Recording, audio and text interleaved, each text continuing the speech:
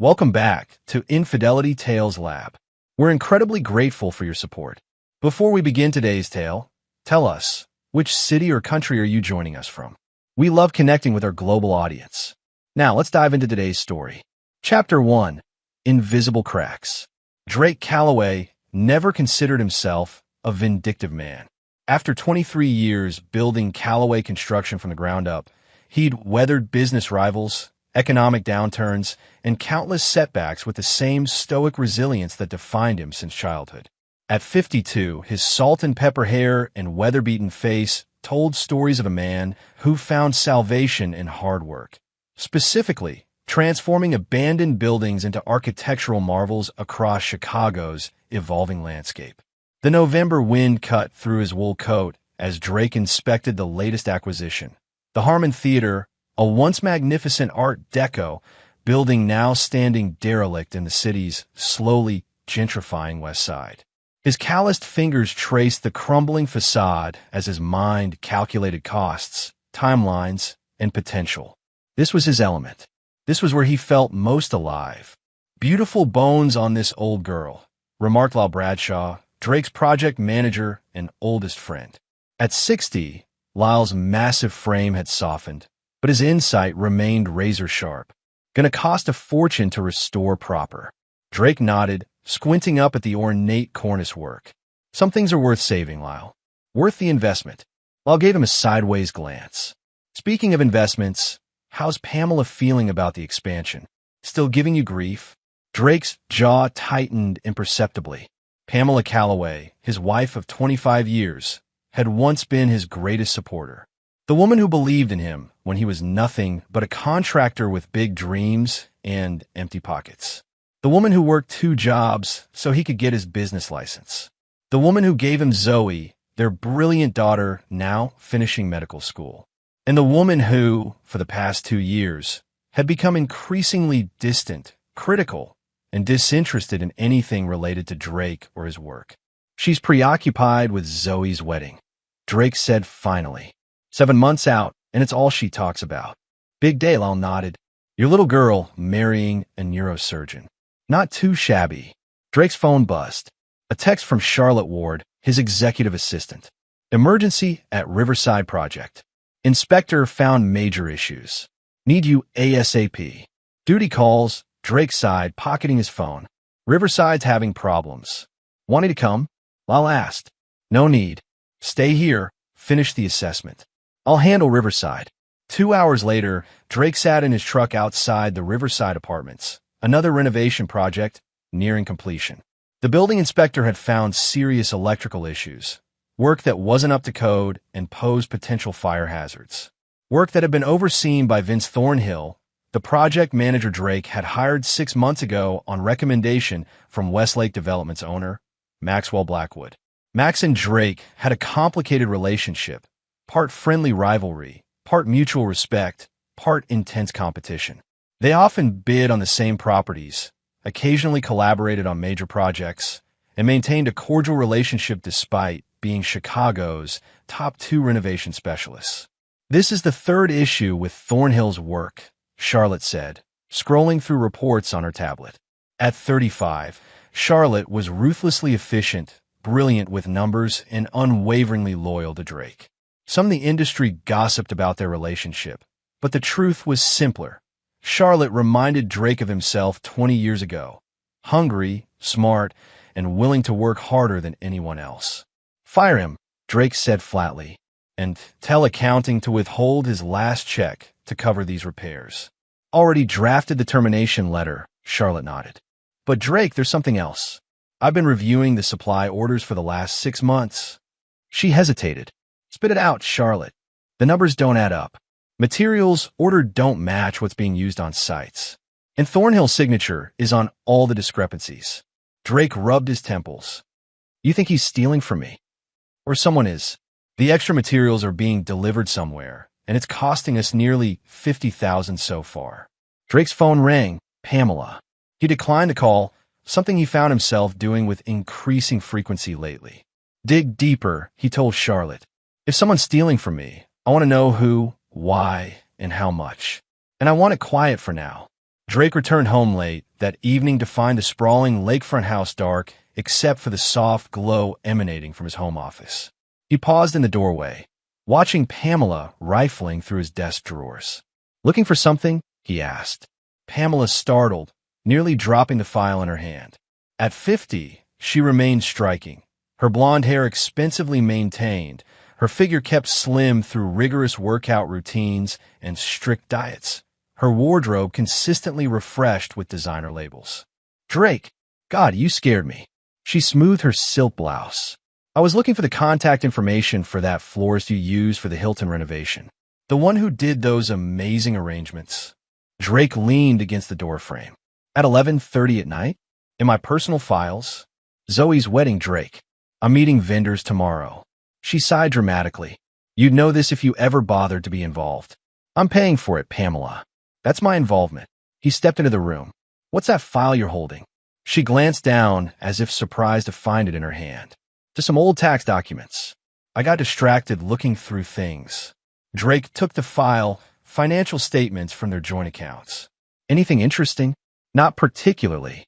She brushed past him, her perfume lingering. Clive Christian #1. The bottle he'd given her for their anniversary 3 months ago that she claimed not to like. "I'm exhausted," she announced.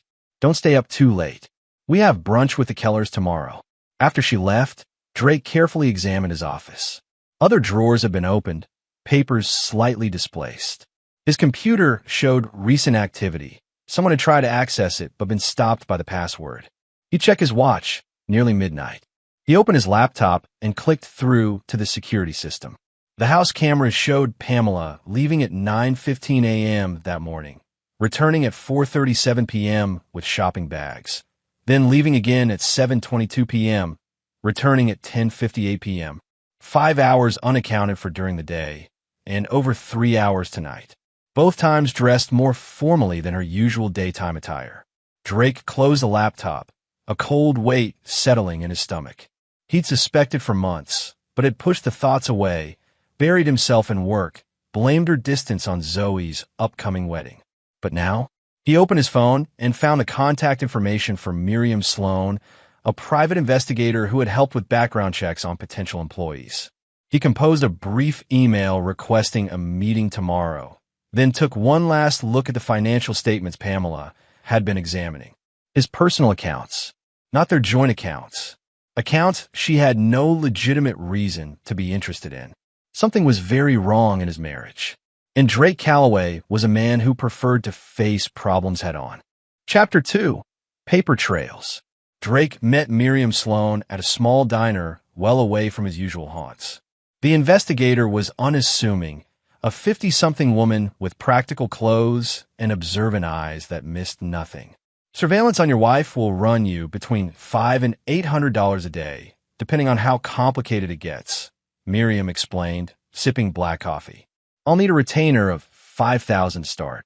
Drake slid an envelope across the table. $10,000. "I want her followed whenever she leaves the house. I want to know who she meets, where she goes, what she does. I want photographs. And I want her electronic communications." Miriam raised an eyebrow. "That's more complicated. Legally questionable." "I own the phones, the accounts, and the computers," Drake said flatly. "My company, my equipment. Still potential privacy issues." Miriam studied him. "You sure you want to go down this road? Once you know things, you can't unknow them." Drake thought about Pamela's increasingly frequent absences, her disinterest in their life together, the way she scrutinized his business finances, the way she hadn't initiated intimacy in over a year. "I'm sure." 3 days later, Drake sat in Miriam's sparse office reviewing photos. Pamela entering the Grand Wellington Hotel. Pamela having lunch at Moretti's with 3 women Drake didn't recognize. Pamela shopping at exclusive boutiques on Oak Street. And then, Pamela meeting Maxwell Blackwood at a secluded restaurant in Evanston. "This could be innocent," Miriam cautioned. "Business lunch." "She doesn't have business with Max Blackwood," Drake said grimly. More photos. Pamela and Max walking close together in Lincoln Park. Pamela and Max entering his downtown penthouse apartment. Pamela leaving the same apartment 3 hours later, her hair slightly disheveled. "There's more," Miriam said, pulling out a file. Your wife has opened separate bank accounts. She's been transferring money from your joint accounts, small amounts, nothing that would trigger immediate notice. About 200,000 over the past 8 months. Drake's face remained impassive, though his knuckles whitened as he gripped the arms of his chair. What about communications? Text messages between them going back 14 months, Miriam said, sliding over printouts. Started professional, got personal, then intimate. They use a separate messaging app for the explicit communications. The content suggests the physical relationship began about 10 months ago. Drake flipped through the texts, each one a fresh betrayal. Max, miss you already. Can't wait until Thursday. Pamela, D working late again. Could come by tonight instead. Max, perfect. Bring the blue dress. And nothing underneath. There's one more thing, Miriam said carefully. They discuss you. Drake braced himself and continued reading. Pamela, he suspects nothing. Too obsessed with his buildings to notice what's happening right under his nose.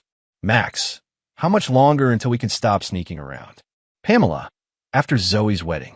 Everything changes then. I've got a plan in motion. Max, the old man won't know what hit him. You're brilliant, babe. Cold rage settled over Drake, crystallizing his thoughts. Is there anything about business information? Financials? Project details? Miriam hesitated. Yes. She's been photographing your contracts, financial statements, client lists, sending them to Blackwood. Industrial espionage. His wife wasn't just sleeping with his rival. She was sabotaging him professionally. The Thornhill connection? Drake asked, already suspecting the answer. Recommended to you by Blackwood specifically. He's been feeding information to Blackwood and helping with the materials theft. Drake stood abruptly. Keep watching. I want to know everything. And Miriam? Not a word to anyone. Back in his office, Drake pulled out a legal pad and began making notes. Names, dates, accounts, properties. A timeline of betrayal. His marriage had been a sham for at least a year. His business was being targeted. And somehow, it all connected to Zoe's upcoming wedding. The conversation he'd overheard between Pamela and her mother Vivian Keller last week suddenly made more sense. Just wait until the wedding, mother. Drake will finally get exactly what he deserves, and no one will blame me for what happens next. He'd assumed she meant divorce. Now he realized the plan was far more sinister. Drake picked up the phone and dialed Lyle's number. I need you to quietly transfer half our liquid assets to new accounts, he instructed without preamble. New bank entirely. And I need full background checks on every employee connected to Thornhill or hired in the last year. Drake, what's going on? Lyle's concern was evident. I'm being played, old friend, but not for much longer. Next, he called his lawyer, Stanley Goldman. Stan, I need everything prepared for an immediate divorce filing. And I need you to connect me with the best forensic accountant in Chicago. This stays between us. That night, Drake sat alone in his home office, reviewing 25 years of marriage. The early struggles, the birth of Zoe, building the business together until Pamela lost interest and focused on their social standing instead. The gradual coldness that had crept between them like frost on glass. Had she ever loved him? Or had he simply been a vehicle for her ambitions, discarded once she found a better option? His phone buzzed with a text from Miriam. Meeting happening now between Subject P, Subject M, an unknown third party at Lakeside Terrace Restaurant. Getting photos. An hour later, the photos arrived. Pamela, Max, and Vince Thornhill, heads together in intense conversation. The pieces were falling into place, and Drake Calloway began plotting a revenge as methodical and precisely engineered as his finest buildings. Chapter 3. Blueprints of Vengeance. Drake established a secure office in a small property he owned off the books, a converted loft above an old mechanic's garage that he'd purchased during the recession and never developed. Here, he could work without fear of Pamela's prying eyes or corporate spies. On the exposed brick wall, Drake created what Lyle called his conspiracy board, photos, documents, and notes connected by colored strings. Red for Pamela's betrayal, blue for Max Blackwood's business interference, green for the financial trails, yellow for Zoe's wedding connections. This is some serial killer level organization, Charlotte remarked during one of their planning sessions. Drake had brought only his most trusted confidants into his confidence: Charlotte, Lyle, and his old friend Garrett Nash, a former FBI forensic accountant who now worked exclusively for Drake. If we're going to dismantle this operation, we need to understand every angle, Drake replied, pinning up a new document, proof that materials from his sites were being diverted to Blackwood's projects. Garrett whistled low. They've been systematically bleeding you dry, man. Between the materials theft, the contract interference, and your wife's financial maneuvers, they've cost you nearly $3 million in the past year. 4 projects lost to Blackwood after confidential bid information was leaked, Charlotte added, checking her tablet. And your wife has been quietly liquidating assets you didn't even know she had access to. Drake turned to them. What's the connection to Zoe's wedding? Why is that date significant? Lyle cleared his throat. I might have something on that. Zoe's fiancé, Dr. Benjamin Porter? His father is Judge William Porter.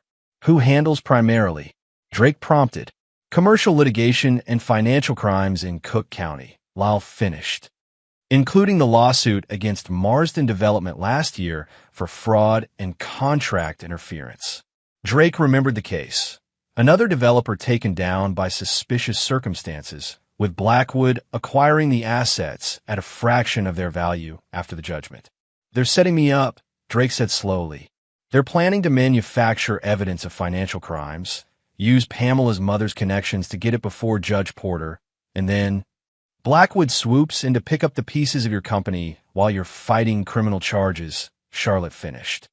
And your wife walks away with a divorce settlement before the assets are frozen, protected by claiming she knew nothing about your crimes. The wedding is the perfect cover, Garrett added. Everyone focused on the celebration, emotions running high. Guard down. Plus, with Porter becoming family, any claims you make about conspiracy would look like desperate attempts to smear your new in-laws. Drake stood silently, staring at the board. 25 years of building something from nothing, and his wife planned to help destroy it all. We have 3 months until the wedding, he said finally. So we have 3 months to reverse this trap. Over the next weeks, Drake operated on 2 fronts.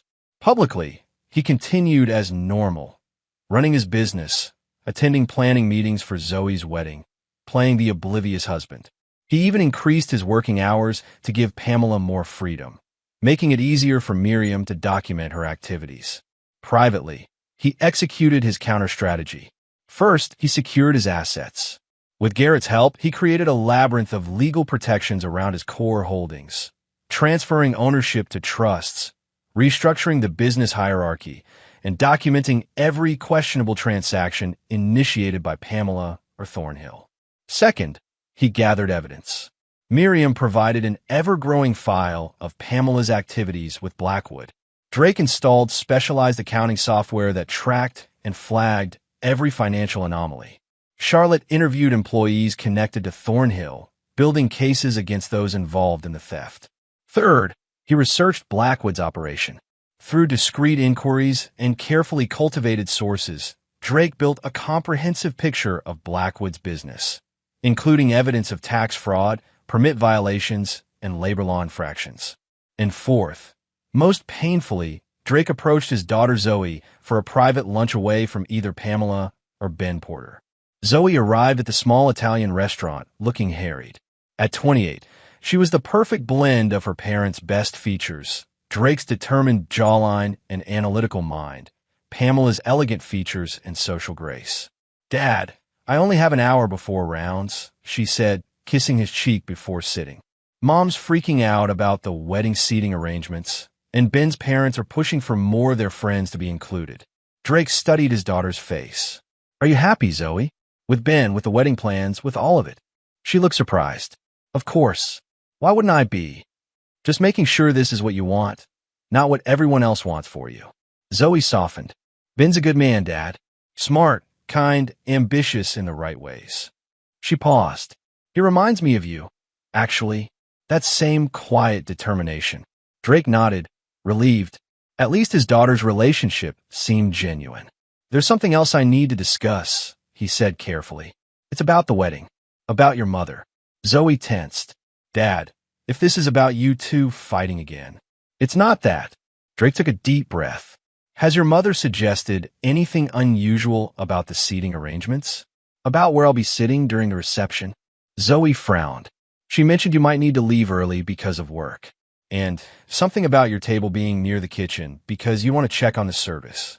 She tilted her head. What? Drake chose his words carefully. I have reason to believe your mother is planning something inappropriate for the wedding. Something that might disrupt your day. Like what? Zoe looked skeptical. I'm still figuring that out. But I'm asking you to trust me.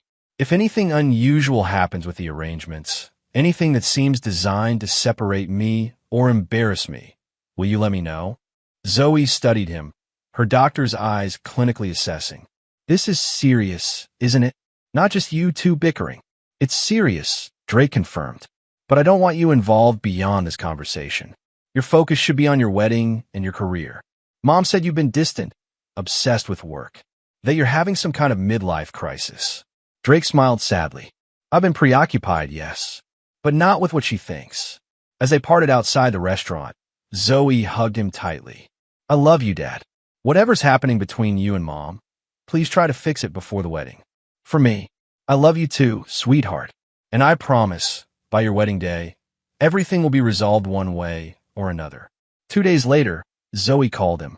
Dad, something weird just happened. Mom insisted that instead of place cards, they're going to have custom name tags for everyone at the reception. Says it's the new trend. Name tags, Drake repeated. At a formal wedding reception. I know, right? But here's the weird part. When I asked to see the proof for yours, she changed the subject completely. And later, I overheard her on the phone with Grandma Vivian, laughing about some joke they're planning. Thank you for telling me, Zoe. Dad, what's really going on? Drake sighed. I hope to have answers for you soon. Just focus on your happiness now. After hanging up, Drake added a yellow string to his board, connecting Pamela to a new note. Name tag plan. The final piece arrived a week later, when Miriam sent an encrypted file containing an audio recording from a meeting between Pamela, Vivian, and Max in Vivian's Lake Forest mansion. The name tag will say housekeeper, Pamela's voice, gleeful and cruel. Mother will make sure he's seated at the staff table. Max and I will be at the main table with Zoe and Ben. What if he makes a scene? Max's voice concerned. He won't, Vivian replied confidently. Drake's too proud, too concerned with appearances. And once Judge Porter makes the announcement about the special award from Max's company, the focus will shift completely away from him. And the next morning, Pamela continued. While he's nursing his wounded pride, the SEC shows up at his office with the evidence we've manufactured. Evidence you manufactured, Max corrected. Keep me out of that part. Please, Pamela scoffed. Your hands are as dirty as mine. Those falsified contracts have your signature all over them. Drake listened to the entire hour-long recording, his face impassive. When it finished, he turned to his team. Now we know the plan. They intend to humiliate me at the wedding, then destroy me professionally the next day. He stood, rolling up his sleeves. So we accelerate our timeline. Charlotte, Lyle, execute phase 1 tomorrow. Garrett, finalize the financial documentation. And someone give me Judge Porter's complete career history and case record. What are you going to do? Lyle asked. Drake checked his watch. I have a tuxedo fitting with my future son-in-law. Time to get to know the Porter family a little better. As he left, Garrett called after him. Drake? How far are you willing to go with this? Drake turned in the doorway, his expression cold. They didn't just betray me, Garrett. They're willing to hurt my daughter, turn her wedding into a weapon. There are no limits anymore. Chapter 4, Shadowboxing. Benjamin Porter proved unexpectedly likable. Drake had approached the tuxedo fitting prepared to dislike his future son-in-law in principle. But Ben's genuine enthusiasm about marrying Zoe and his respectful but not obsequious attitude toward Drake slowly chipped away at his resistance. Sir, I know we haven't had much time together. What with my residency hours and your work schedule, Ben said as they waited for alterations. But wanting to know how much I admire what you've built. The way Zoe talks about you. It's clear you're her hero. Drake studied the young doctor, 32, already specializing in pediatric neurosurgery, with an earnest face and direct manner. And your father? The judge? What kind of relationship do you have with him? Ben's expression flickered briefly. Complicated. He had very specific expectations. Law school, like him. When I chose medicine instead. He shrugged. We're better now. But there was a time when we barely spoke. And your mother? Passed away when I was 15. Cancer. Ben adjusted his cuffs. Dad never remarried. Buried himself in his work instead. Drake nodded, filing away this information. I understand your father will be presiding over the Hightower case next month. Significant matter. Ben looked surprised. You follow legal cases? I follow anything that might impact Chicago's development landscape, Drake replied smoothly. Your father has a reputation for being tough on financial crimes. He believes in accountability, Ben said, a note of pride in his voice. Says the system only works when powerful people face the same consequences as everyone else. Admirable philosophy, Drake murmured, forming the beginnings of a new strategy. After the fitting, Drake made a detour to the courthouse, slipping into the back of Judge Porter's courtroom during public proceedings. William Porter was exactly as Drake had imagined, austere, meticulous, with penetrating eyes that seemed to dissect each attorney's arguments. The proceedings concerned a real estate fraud case, and Porter's questioning revealed a sharp mind with little patience for obfuscation. Mr. Yanowitz, Porter addressed the defense attorney. Your client's explanation requires this court to believe in an extraordinary series of coincidences and misunderstandings. While not impossible, such a narrative strains credulity. Perhaps you might advise your client that this court values forthrightness above creative storytelling. Drake smiled slightly. Judge Porter might be exactly the ally he needed if approached correctly. That evening, as Pamela attended yet another wedding planning meeting, actually a rendezvous with Blackwood, according to Miriam's surveillance, Drake executed the first phase of his counterattack. Charlotte and Lyle coordinated simultaneous terminations of 11 employees connected to Thornhill's operation, including 2 senior project managers who had been feeding information to Blackwood. Each employee was presented with evidence of their complicity in the material's theft or information leaks, along with a choice. Sign a detailed confession in exchange for no criminal charges or face prosecution. By midnight, Drake had 9 signed confessions. The remaining 2 are lawyering up, Charlotte reported by phone. Donato and Pearson, the ones closest to Thornhill. Let them, Drake replied. We have enough to proceed. What about the warehouse? Secured. Inventory matches exactly what was reported stolen. Everything photographed and documented with chain of custody procedures, as you requested. Drake nodded, though Charlotte couldn't see him. And Thornhill? Gone. Cleaned out his apartment this afternoon. Phone disconnected. He's running to Blackwood. Expected. Drake checked his watch. Phase 2 begins tomorrow. Be ready.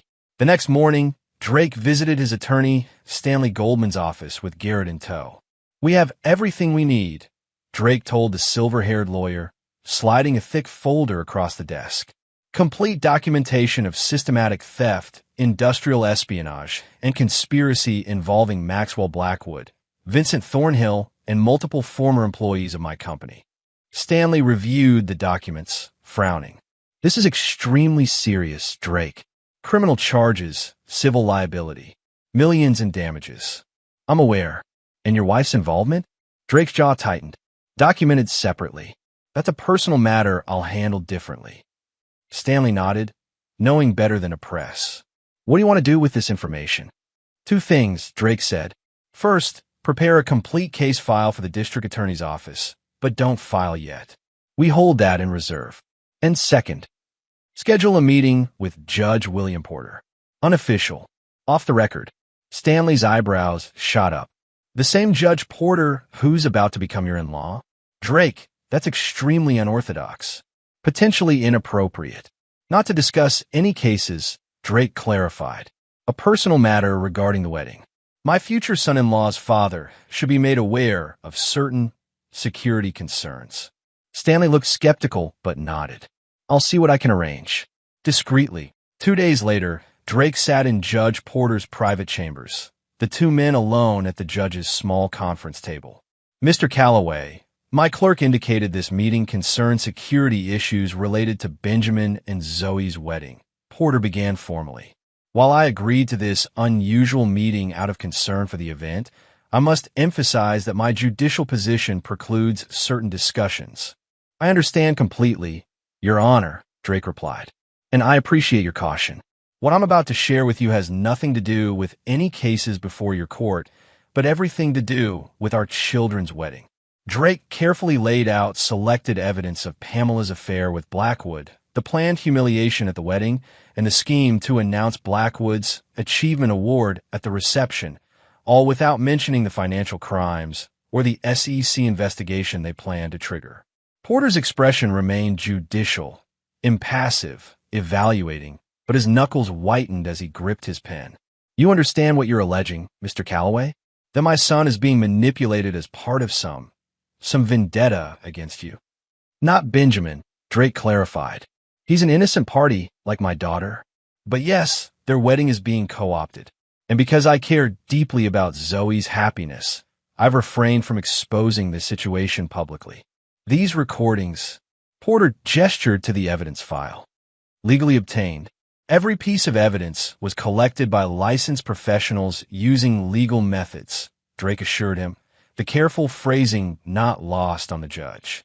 Porter was silent for a long moment. What exactly are you asking of me, Mr. Calloway? Nothing that compromises your position, Your Honor. Simply awareness, and perhaps your discreet assistance in ensuring that the wedding remains focused on Benjamin and Zoe, rather than becoming a platform for others' agendas. You're not asking me to intervene in any legal matters that might arise from the situation? Absolutely not, Drake said firmly. Any legal issues will proceed through proper channels, without any expectation of your involvement. Porter studied Drake intently. You know, Benjamin speaks very highly of you. Says you remind him of me, methodical, principled. A ghost of a smile touched his lips, though perhaps less rigid. High praise, Drake acknowledged. I've come to respect your son greatly in our limited interactions. He deserves better than to have his wedding day tainted by these machinations. Porter stood, signaling the end of the meeting. I appreciate your discretion in this matter, Mr. Calloway, and your concern for our children's happiness.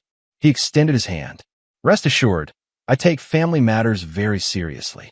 As they shook hands, Porter added quietly, and I despise having my court used as a pawn in anyone's personal games. Drake left the courthouse knowing he'd found a powerful ally.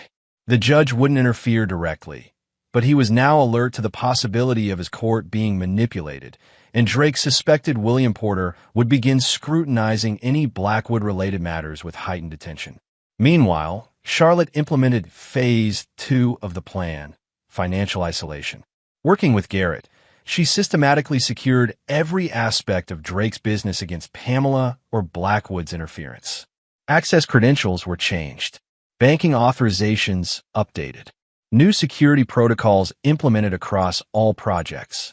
Simultaneously, Lyle coordinated with trusted site managers to increase physical security at all project locations, installing additional cameras and implementing strict materials tracking.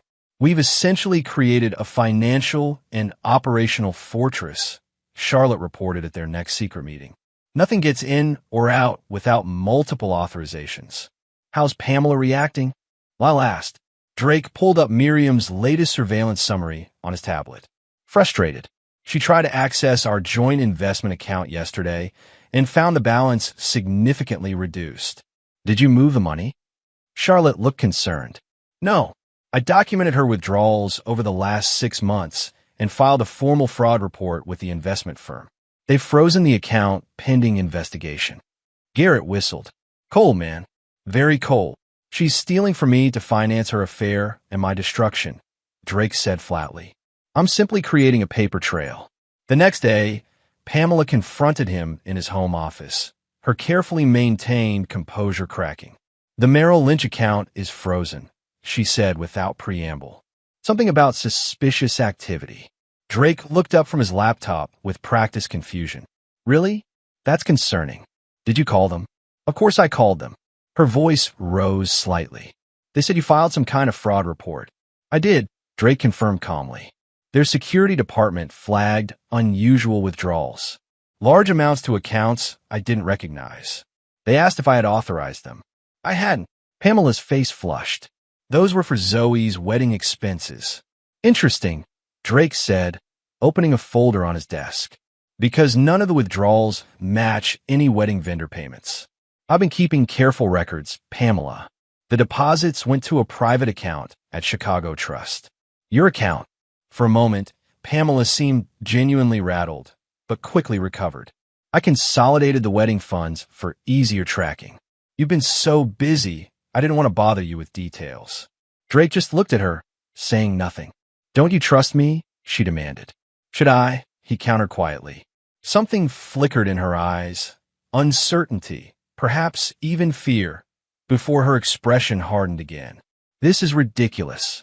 I'm trying to give our daughter the wedding she deserves while you're buried in work, and now you're accusing me of... What exactly? Drake closed the folder. I've accused you of nothing, Pamela. I simply reported unauthorized transfers to our financial institution.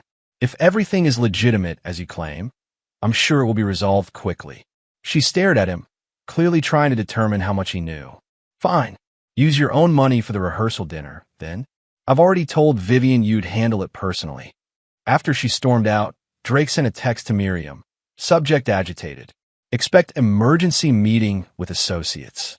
Sure enough, Miriam's report that evening confirmed a hasty gathering at Blackwood's penthouse involving Pamela, Max, and Vivian Keller. He knows something, Pamela's voice on the recording, tense and angry. The financial flagging, the employee terminations, the increased security at the job sites. Calm down, Max's voice, attempting to sound confident, but with an undercurrent of concern. He's suspicious, but he doesn't have proof. If he did, we'd already be facing consequences. The plan moves forward, Vivian declared firmly. We accelerate if necessary. I've already spoken with the wedding planner about the seating arrangements and name tags. Everything is in place for the reception. What about the SEC documentation? Pamela asked. Ready to file? Max assured her. The moment the wedding is over, everything is in motion. By Monday morning, Drake Calloway will be fighting criminal charges while we dismantle his company. And you're sure Porter will get the case? Pamela pressed. The chief judge owes me, Vivian said smugly. William Porter will preside. And once he sees the evidence... Drake stopped the recording, turning to his team. They're moving forward, but they're nervous. Time for Phase 3. The wedding is in 3 weeks, Charlotte reminded him. We're cutting it close. Good, Drake said grimly. Let them think they're winning until the very end. Phase 3 began with a series of strategic legal maneuvers. First, Drake established a revocable trust to protect Zoe's inheritance, ensuring that regardless of what happened to him or his company, her financial future was secure. Second, through Stanley Goldman, he quietly filed sealed documentation with the court outlining Blackwood's history of fraudulent business practices, creating a record that would be available to any judge assigned to cases involving Blackwood's companies. Third, he prepared comprehensive divorce papers documenting Pamela's infidelity, financial misconduct, and conspiracy, ready to serve at the perfect moment. But the masterstroke involved a more personal touch. Drake arranged a private meeting with Maxwell Blackwood, ostensibly to discuss collaborating on a major downtown redevelopment project. They met at Blackwood's office, a sleek, ultra-modern space with dramatic views of the Chicago skyline. Blackwood greeted Drake with practiced cordiality, though wariness lurked behind his smile. Drake, this is unexpected, but welcome. Your assistant was quite mysterious about the purpose of this meeting. Drake studied his rival, 60, silver-haired, expensively tailored, with the confident demeanor of someone accustomed to getting his way. I'll be direct, Max. The Richardson Block redevelopment. City's looking for proposals next month. $20 million in tax incentives, prime location. Blackwood raised an eyebrow. We're both bidding on that, I assume. I'm proposing a joint venture instead, Drake said smoothly. Your design aesthetic, my restoration expertise. Split the financial exposure, share the profits. City loves collaboration. We be favored. Blackwood looked genuinely intrigued despite himself. Interesting proposition. Why now? We've been competitors for years. Drake leaned back. Market's getting tougher. Costs rising. Smart play is consolidation of resources. And this sudden spirit of cooperation has nothing to do with your personal situations? Blackwood probed carefully. Drake allowed a carefully calculated flash of confusion to cross his face. Personal situations? Blackwood studied him intently. Just business pressures, then? What else would it be? Drake countered. The meeting continued with Drake laying out a compelling business case for collaboration, one that would genuinely benefit both companies if implemented. He left Blackwood with detailed projections and a proposed organizational structure.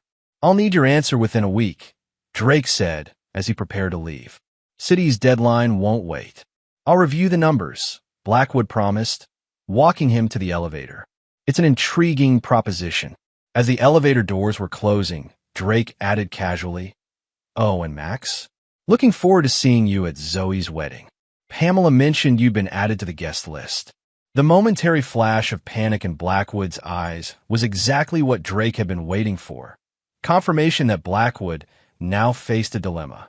If Drake truly didn't know about the affair and conspiracy, then Blackwood was being offered a legitimate and profitable business opportunity. If Drake did know and was playing some kind of game, rejecting the offer might accelerate whatever countermeasures Drake had planned. Back in his secret office, Drake updated his team. Blackwood's rattled. He can't figure out if I know and I'm toying with him, or if I'm genuinely oblivious. What do you think he'll do? Lyle asked. He'll string along the business proposal while they accelerate their original plan. They can't risk waiting until after the wedding now. Drake pinned a new note to his board, which means we need to be ready for their move whenever it comes. 3 days later, it came.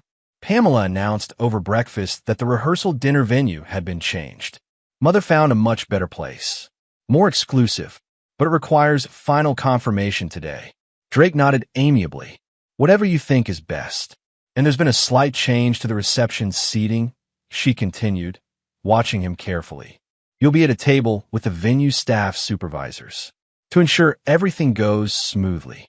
The staff table, Drake repeated calmly, rather than with family. It's a special responsibility, Pamela said, her eyes gleaming with poorly concealed malice. Mother and I agreed you'd be perfect for it. Drake sipped his coffee. And my place card? Or name tag, rather. Pamela couldn't quite hide her surprise. You know about the name tags? Zoe mentioned it. Unusual choice for a formal wedding. Pamela recovered quickly. Just a personal touch. More memorable. Indeed, Drake agreed. I'm sure it will be unforgettable. That evening, Drake met with Judge Porter again, this time at the Judges Club, a discreet establishment frequented by Chicago's legal community. They're moving forward with their plan, Drake informed him quietly, including the attempt to use your courtroom as part of their scheme. Porter's expression darkened. I've made some discreet inquiries since our last conversation. Disturbing patterns emerged regarding Mr. Blackwood's previous legal entanglements and their convenient resolutions. I'm not surprised, Drake replied. The question is, what happens at the wedding? I won't disrupt Zoe and Ben's day, but I also won't allow myself to be publicly humiliated as part of their larger plot. Porter considered this. Benjamin and Zoe deserve their day. Nothing should overshadow that. He paused. Perhaps a preemptive measure is warranted. What do you suggest? Drake asked. A private conversation with my former colleague, Judge Carlton, who now oversees the SEC's Chicago Enforcement Division. Purely hypothetical, of course. Drake nodded, understanding. I appreciate your perspective, Your Honor. Porter fixed him with a steady gaze. Mr. Calloway, I've presided over enough cases to recognize when someone is building toward justice rather than mere revenge. Whatever happens, I trust you'll maintain that distinction. I intend to, Drake assured him. Justice first. But justice isn't always gentle. 1 week before the wedding, everything was in place. Drake had secured his business, documented the conspiracy, prepared legal countermeasures, and established a clear record of Pamela's betrayal. Blackwood was off balance, uncertain of Drake's knowledge or intentions. Pamela was increasingly agitated, aware that something was wrong, but unable to identify what. The final phase would execute at the wedding itself. Drake reviewed the plan one last time with his team, ensuring every detail was perfect. Once this is done, Lyle warned, there's no going back. Your marriage, your relationship with Pamela's family. Already destroyed, Drake said firmly. They did that, not me. And Zoe, Charlotte asked gently. How will she handle this? Drake's expression softened slightly. She deserves the truth. All of it. It will be painful, but she's stronger than Pamela gives her credit for. He checked his watch. The rehearsal dinner is tomorrow night. Everyone knows their roles. They nodded solemnly. Then we're ready, Drake included. 25 years in Saturday. And something new begins. Chapter 5. Rehearsals and Revelations. The rehearsal dinner was held at the Lake Point Terrace, an exclusive venue overlooking Lake Michigan with floor-to-ceiling windows capturing Chicago's sparkling skyline. As Drake had suspected, the last-minute venue change placed them in a restaurant partially owned by Maxwell Blackwood, a power play designed to make Blackwood feel comfortable on his own territory. Drake arrived precisely on time, dressed impeccably in a charcoal suit that Charlotte had specially modified. The hidden camera was undetectable, the microphone pickup crystal clear, and the lightweight recording equipment distributed so perfectly that even the most discerning eye would notice nothing unusual. Showtime, he murmured to himself as he entered the private dining room. The scene was picture perfect, Zoe radiant in a cream-colored cocktail dress, Ben attentive at her side. The Porter family clustered near the windows, Judge Porter stoic but proud, his sister and her husband making small talk with Ben's cousins. On the opposite side, Pamela held court with Vivian Keller and their social circle, her laughter carrying across the room with practiced musicality. And standing slightly apart, champagne in hand, Maxwell Blackwood observed the gathering like a general surveying a battlefield. He nodded slightly at Drake's entrance, raising his glass in acknowledgement. Drake approached Zoe first, kissing her cheek. You look beautiful, sweetheart. Thanks, Dad. She beamed, though he noted the slight tension around her eyes. Everything okay? Mom's been acting weird all day. Pre-wedding nerves, Drake assured her. Nothing for you to worry about. Judge Porter approached, extending his hand. Calloway, good to see you. Their handshake conveyed a silent understanding. Likewise, Judge. Looking forward to tomorrow's celebration. Indeed, Porter replied meaningfully. I expect it will be quite revealing for everyone involved. As dinner commenced, Drake found himself seated between Vivian Keller and one of Pamela's college friends, directly across from Blackwood, a seating arrangement clearly designed to force uncomfortable proximity. Drake, Vivian addressed him with barely concealed disdain. At 70, she remained formidable. Steel gray hair perfectly coiffed, jewelry substantial without being ostentatious, her posture radiating old money confidence. Pamela tells me you've been having troubles with your company lately. How unfortunate. Nothing substantial, Drake replied pleasantly, activating the recording function with a discreet tap to his cufflink. Business has its challenges, especially in development, Blackwood interjected smoothly. Competition can be fierce. Indeed, Drake agreed, meeting his gaze directly. Though I've always believed the strongest foundations are built on integrity, not opportunism. Vivian's lips thinned. Such quaint notions in today's business climate. Throughout dinner, the provocations continued, veiled references to Drake's supposedly imminent business troubles, comments about his absence from wedding planning, subtle positioning of Blackwood as a more engaged figure in family matters. Drake absorbed it all, responding with measured pleasantness while his equipment captured every damning word in exchange.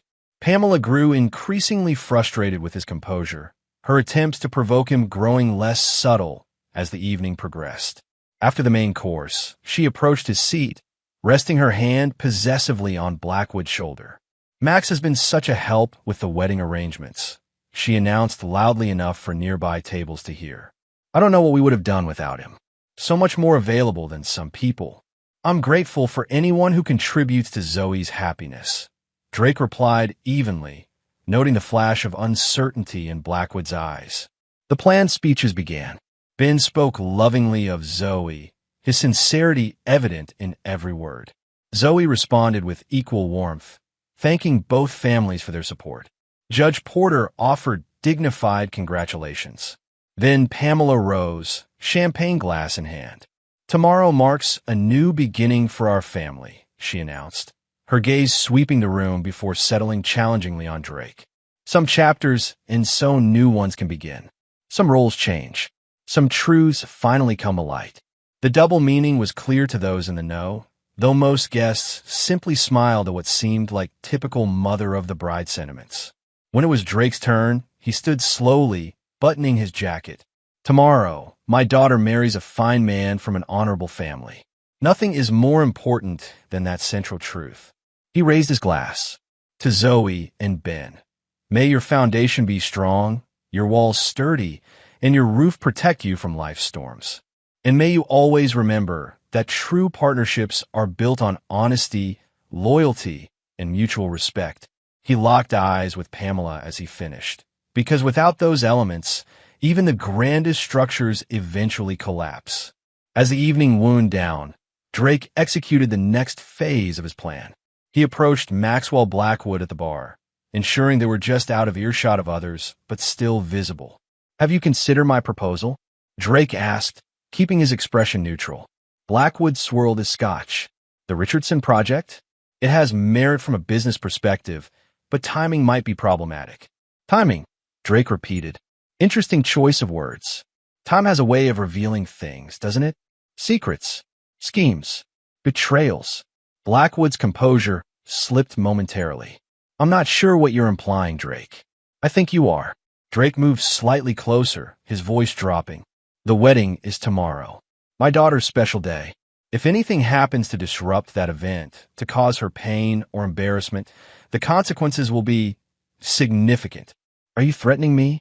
Blackwood's voice remained low, but his knuckles whitened around his glass. "Not at all. Simply sharing an observation about cause and effect." Drake smiled thinly. "Enjoy the rest of your evening, Max. I'm sure tomorrow will be unforgettable for everyone involved." As Drake turned to leave, Blackwood caught his arm. "She doesn't love you anymore, Drake. Hasn't for years. Whatever you think you know, whatever you're planning, that fact won't change." Drake looked pointedly at Blackwood's hand until he released his grip. "Love isn't my concern at this point. Max Justice is." The final confrontation came as guests were departing. Drake found Pamela in the coat room, checking her reflection in the mirror. "Lovely evening," he commented, closing the door behind him. She turned, her expression guarded. "Yes, everything went perfectly. Almost." Drake leaned against the wall. "Just one question, Pamela. The name tag you've arranged for me tomorrow. Housekeeper, isn't it? Not very subtle." The color drained from her face. "I don't know what you're talking about." "I think you do. Just like you know about the staff table placement. The plan to humiliate me. The scheme with Blackwood to destroy my company after you served divorce papers." Her shock quickly transformed into defiance. "You can't prove anything." "I already have." Drake stepped closer. "Meeting. Conversation. Financial transaction. Leaked contract. I know everything, Pamela. Have for months." For a moment, genuine fear flickered across her features before she recovered. "If that were true, you would have acted already." "Who says I haven't?" Drake smiled coldly. "Tomorrow's your big performance. I wouldn't dream of stopping it. In fact, I'm looking forward to seeing exactly how it plays out." "You're bluffing," she said, but uncertainty had crept into her voice. "Am I? Guess we'll find out tomorrow." Drake opened the door. "Oh, and Pamela, I'll wear whatever name tag you've prepared. Consider my wedding gift to you, one last chance to feel like you've won." Late that night, Drake received a flurry of updates from his team. Miriam reported an emergency meeting between Pamela, Blackwood, and Vivian, though she couldn't get close enough for audio. Charlotte confirmed that their legal preparations were complete, with Stanley Goldman ready to move on Drake's signal. Lau reported that Thornhill had resurfaced, spotted at Blackwood's office that afternoon. "They're panicking," Drake told them, "but they're committed to the plan. Too much preparation, too many moving pieces to abandon now." Are you sure about tomorrow? Charlotte asked. The confrontation at the wedding could ruin Zoe's day. Drake sighed, the weight of his decision evident. Zoe deserves a perfect wedding, but she also deserves the truth. And sometimes those things can't coexist. He checked his watch. Get some rest. Tomorrow will be challenging for all of us. As dawn broke on his daughter's wedding day, Drake stood at his bedroom window, watching the early morning light illuminate the lake. 25 years of marriage ending. A conspiracy to destroy him about to be exposed. A performance of public humiliation transformed into his moment of truth. He felt strangely calm, the tranquility of absolute certainty. Whatever happened today, Pamela, Vivian, and Blackwood would never forget the consequences of targeting Drake Calloway and using his daughter's wedding as their weapon. Chapter 6. Unveiled. St. Bartholomew's Cathedral was resplendent, filled with flowers and music as Chicago's elite gathered to witness Zoe Calloway marry Benjamin Porter. Drake participated in the ceremony with dignity, walking his daughter down the aisle with genuine pride, his emotions for her untainted by the storm he knew was coming. "I love you, Dad," Zoe whispered before he placed her hand in Ben's. "I love you too, sweetheart. More than anything." He stepped back, taking his place in the front pew, feeling Pamela's cold presence beside him like a gathering storm. The ceremony was beautiful, traditional, and mercifully free of drama. Judge Porter officiated with surprising warmth, his judicial demeanor softening as he pronounced his son and Zoe husband and wife. For that brief period, the conspiracies and betrayals faded into the background, allowing the genuine love between the young couple to shine. It was during the professional photographs outside the cathedral that Drake observed Pamela and Vivian in an intense conversation with the wedding planner, pointing repeatedly at documents that Drake knew contained the final seating arrangements and reception details. Vivian's expression was smug, Pamela's triumphant. The reception was held at the Conrad Grand Ballroom, its Art Deco splendor providing a dramatic backdrop for the celebration. As guests arrived, they were directed to a table where elegant name tags awaited them. Heavy cardstock with gold lettering, attached with discreet magnetic fasteners. Drake approached the table with purpose, nodding politely to the attendant. "Drake Calloway," he stated. The young woman rifled through the alphabetized tags before finding his. Her expression flickered with confusion as she read it, hesitating before handing it over. Drake examined the tag, which indeed read, "Housekeeper," in elegant gold script.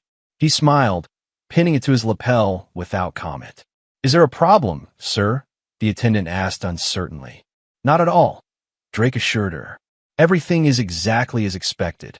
He made his way through the gathering crowd, nodding to acquaintances, accepting congratulations with grace. He noted with grim amusement how conversations faltered as people noticed his name tag, confusion and embarrassment crossing their faces. Pamela intercepted him near the bar, her smile vicious beneath her social veneer. "Oh dear, there seems to have been a mix-up with your tag." Her voice carried just enough for nearby guests to hear. "No mix-up," Drake replied calmly. "Just clarity about how you see my role in our family." Very illuminating. Her smile faltered slightly. "Don't make a scene, Drake. Not at Zoe's wedding. I wouldn't dream of it." He glanced across the room to where Blackwood was watching them intently. "Though I'm curious, when exactly did you plan to serve the divorce papers? Before or after the SEC raids my office on Monday?" The color drained from her face. "I don't know what you're talking about." "Of course you do." Drake sipped his whiskey. "The fake financial records. The manufactured evidence of fraud. Judge Porter's court carefully selected through your mother's connections. It's quite a scheme you three concocted." Before she could respond, the wedding planner announced that guests should find their tables for dinner. Drake allowed himself to be directed to a small table near the kitchen doors, clearly separated from the family and distinguished guests. His table mates were indeed venue staff supervisors, looking uncomfortable at having the father of the bride seated with them. "Please, don't be concerned," Drake assured them. "This is exactly where I'm meant to be." From this vantage point, he had a clear view of the head table where Zoe and Ben sat with their wedding party, and the adjacent table of honor where Pamela, Vivian, and Maxwell Blackwood held court. The message was unmistakable to anyone who understood family dynamics. Drake Calloway had been deliberately excluded, diminished, reduced to staff at his own daughter's wedding. Dinner proceeded with excruciating formality. Drake ate little, instead watching the room with hawk-like attention. He observed Zoe's increasingly puzzled glances toward his isolated table. He noted Judge Porter's cold stare directed at Vivian Keller, and he registered the moment when Blackwood leaned over to whisper something in Pamela's ear that made her laugh triumphantly. After the main course, Vivian Keller rose to tap her glass, silencing the room. Before we continue with the traditional speeches, I have a special announcement. Her aristocratic voice carried effortlessly. The Keller Foundation, in recognition of extraordinary contributions to Chicago's architectural landscape, is presenting a Special Achievement Award to Maxwell Blackwood of Westlake Development. Polite applause filled the room as Blackwood stood, accepting the small crystal trophy with practiced humility. "Thank you, Vivian, for this unexpected honor," he began. "While today is rightfully focused on Zoe and Benjamin's future, I'm deeply grateful for this recognition, and I'm especially thankful to have been welcomed so warmly into the Keller family circle over these past months." His eyes flickered briefly to Pamela, who raised her champagne glass slightly in acknowledgement. The gesture, while subtle, was intimate enough that several guests exchanged glances. Drake checked his watch. The moment had arrived. He stood unhurriedly, straightening his jacket. The housekeeper tag gleamed on his lapel as he walked deliberately toward the head table. Conversations quieted as people noticed his approach, the atmosphere tensing like the moment before a thunderclap. Drake stopped directly before the table where Pamela, Vivian, and Blackwood sat. For a moment, he simply stood there, his expression unreadable as he surveyed them. Pamela's smile became fixed, brittle with underlying panic. "Drake," she hissed, "return to your table. You're embarrassing yourself." He turned slightly, ensuring his voice would carry. "When I attended my daughter's wedding, my name tag said housekeeper." His tone was conversational, measured. My mother-in-law smirked.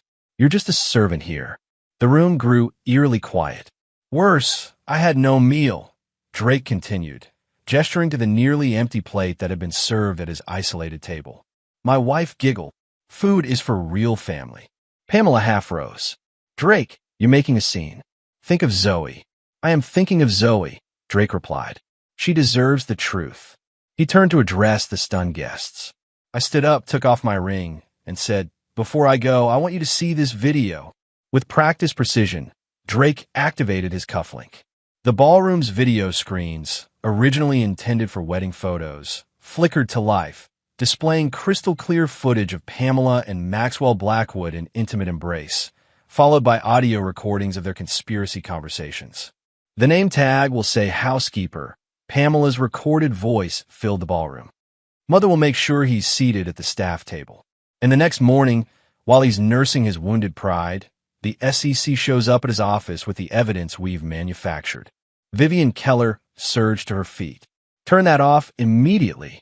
This is outrageous." "What? That's not real," Pamela shouted, her face contorted with rage and panic. The screens changed to display financial records, email exchanges, and documented evidence of the conspiracy to frame Drake for financial crimes. Drake removed his wedding ring, placing it deliberately on the table. Then I served my cheating wife with divorce papers and left. On cue, Stanley Goldman approached with a leather portfolio, extracting legal documents which he placed before Pamela. She warned she would destroy me. Drake continued, his voice carrying in the shocked silence. But I had already planned my revenge. The screens now displayed evidence of Blackwood's actual financial fraud, documentation of materials theft from Drake projects, and Pamela's systematic withdrawal of funds from joint accounts. Blackwood lunged for Drake, his composure entirely shattered. "You smug bastard. You think this proves anything?" Judge Porter's authoritative voice cut through the chaos. "It proves quite enough, Mr. Blackwood." He had risen from his seat, every inch the federal judge. Enough that I've already contacted the appropriate authorities regarding the apparent attempt to manipulate my court for fraudulent purposes. Pamela turned to Drake, her expression a mixture of hatred and fear. You've ruined everything. You'll regret this. No, Pamela, Drake replied calmly. You ruined our marriage when you betrayed me. You ruined your reputation when you conspired against me. And you ruined your relationship with Zoe when you tried to use her wedding as a weapon. He turned to face his daughter, who stood frozen in shock beside her new husband. Zoe, I'm sorry. This should have been just your day. But they left me no choice. The room erupted into chaos, guests whispering furiously, Vivian shouting for security, Blackwood attempting to flee only to find Lyle, and two private security officers blocking his path. Drake removed the housekeeper tag from his lapel, dropping it onto the table beside his discarded wedding ring. 25 years, Pamela, and this is how you chose to end it. As he turned to leave, Zoe broke away from the head table, rushing to intercept him. Dad, wait. Her eyes were wide with confusion and hurt. What is all this? What's happening? Drake took her hands gently. The truth, sweetheart. Ugly and poorly timed, but necessary. Your mother and Blackwood have been involved for nearly a year. They plan to use your wedding to humiliate me, then destroy my company through fabricated evidence of financial crimes. Tears welled in Zoe's eyes. But why would Mom do this? Why today of all days? Power, money, a new life with Blackwood built on the ruins of mine. Drake squeezed her hands. I tried to protect you from this knowledge, but when they decided to use your wedding as their stage, I had no choice but to respond in kind. Ben appeared at Zoe's side, his expression grim but supportive as he placed an arm around his new wife. Mr. Calloway, he said formally, my father has explained some of this to me. While the timing is difficult, I understand you were left with few options. Drake nodded gratefully. I'm sorry to both of you. This should have been just about your love, your future. Zoe's shock was transforming into anger, not at Drake, but at her mother. She turned to watch as Pamela continued to shout denials despite the damning evidence still displayed on the screens. Go, Zoe told Drake softly. Leave before security arrives. I'll call you tomorrow. Drake kissed her forehead. I love you, Zoe. That has never and will never change. As he walked toward the exit, Charlotte met him with his overcoat. Phase 3 initiated, she murmured. SEC agents are already at Blackwood's office. Police have been notified about the financial fraud evidence. In the other matter, Drake asked quietly. Judge Porter's clerk delivered the documentation to the district attorney 10 minutes ago, with his personal recommendation for immediate action. Drake nodded, taking one last look at the ballroom. Pamela, Vivian, and Blackwood remained at the center of a storm of confusion and accusation. Judge Porter was speaking intensely with security personnel, his judicial authority evident in their deferential postures. And Zoe stood with Ben, her face tear-streaked, but her posture increasingly resolute as she absorbed the truth about her mother's betrayal. Let's go, Drake told Charlotte. The rest will unfold without us now.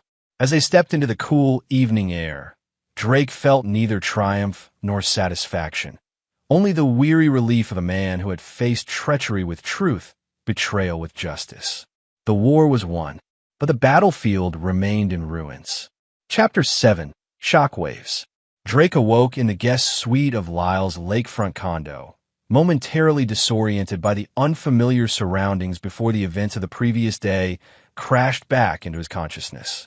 His daughter's wedding, the public confrontation, the evidence revealed. His marriage officially terminated after 25 years. He checked his phone. 17 missed calls, 32 text messages, 46 emails. Chicago's social and business circles were in meltdown.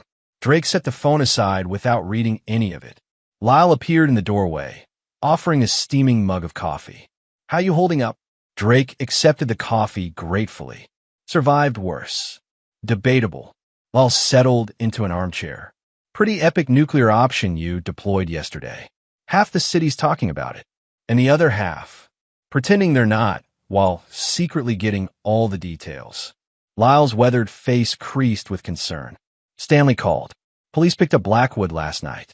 pending charges for financial fraud, corporate espionage, attempted evidence tampering.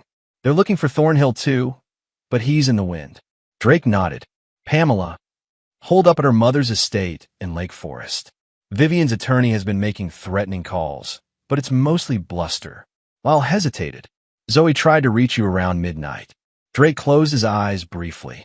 The one casualty he regretted, his daughter's perfect day shattered by the ugliness of adult betrayals.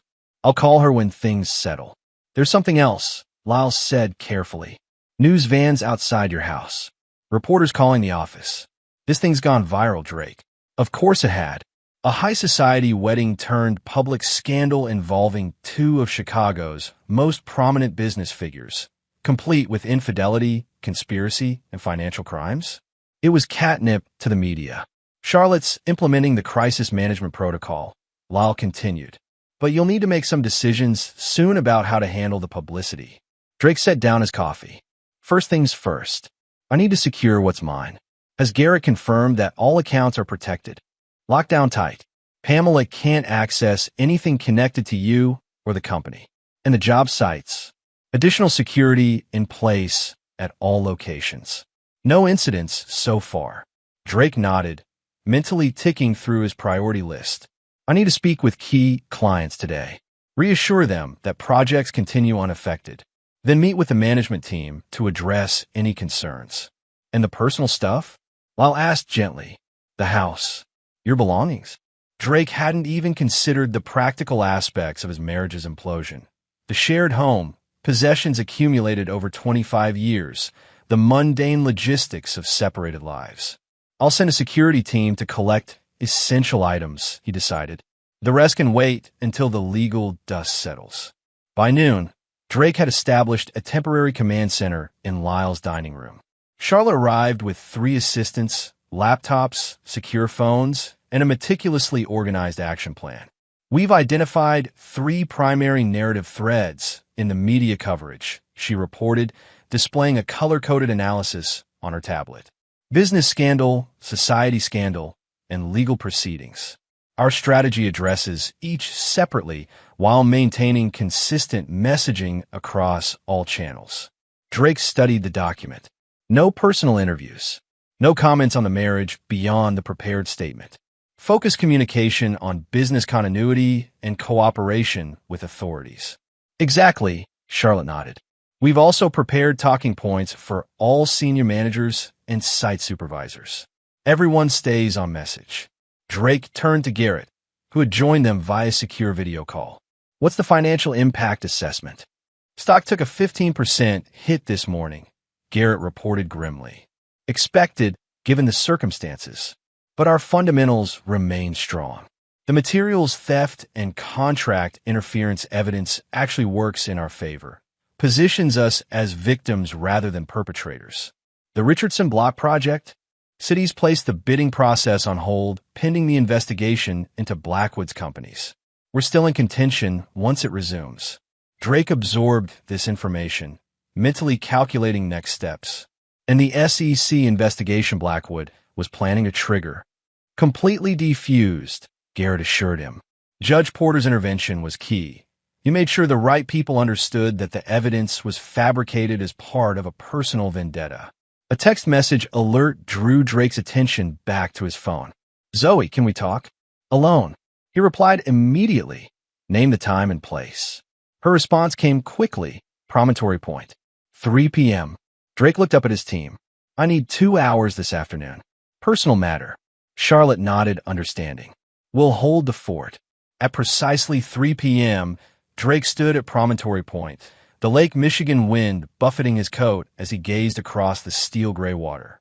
This spot held significance. He had brought Zoe here countless times during her childhood, teaching her to skip stones and build driftwood sculptures along the rocky shore. He sensed her arrival before he saw her. Thanks for coming, he said without turning. Zoe moved to stand beside him, her face pale but composed.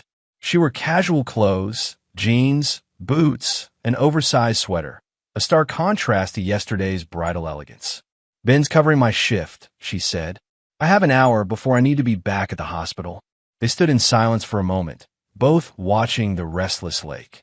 "So," she finally said, "yesterday happened." Drake nodded. "It did. You humiliated Mom in front of everyone."